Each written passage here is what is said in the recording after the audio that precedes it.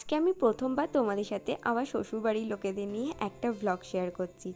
সেদিনকে ছিল বড় ভাগ্নির জন্মদিন, তাই আমি, চিন্টু, কাকিমা, ছোট ভাগ্নি সবাই মিলে চলে গেছিলাম বড়দির বাড়ি ভাগ্নির জন্মদিন সেলিব্রেট করতে। তোমাদেরকে এখানে একটা কথা বলে রাখি, এখানে যাকে ভাগ্নি বলছি না, সে আমার ভাগ্নির থেকে বেশি বন্ধু। কারণ শ্বশুরবাড়িতে সব থেকে বেশি যদি কেউ আমাকে আপন করে থাকে, ভালোবাসে, সেটা হচ্ছে ও। প্রথম দেখাতেই না আমাকে বড্ড বেশি আপন করে নিয়েছিল। আর আমরা দুজন দুজনকে নিজের বন্ধুই ভাবি, মামি ভাগ্নির সম্পর্ক আমাদের নেই বললেই চলে। যাই হোক, জানো তো, ওর না অনেক ইচ্ছা ছিল ওর জন্মদিনটা এইভাবে সাজিয়ে গুছিয়ে সেলিব্রেট করা হবে। তাই আমি আর ওর মামা ও শখ পূরণ করতে ব্যস্ত হয়ে যাই। সারা দুপুরে আমরা এই ডেকোরেশনটা করি। কেমন হয়েছে তোমরা কিন্তু অবশ্যই জানিও। আর অবশ্যই ওকে কমেন্টে বার্থডে উইশটাও করে যাও। যাই হোক, রাতের খাওয়া দাওয়া করে আমরা বাড়ির দিকে রওনা দিই। আজকের মতন এইটুকু।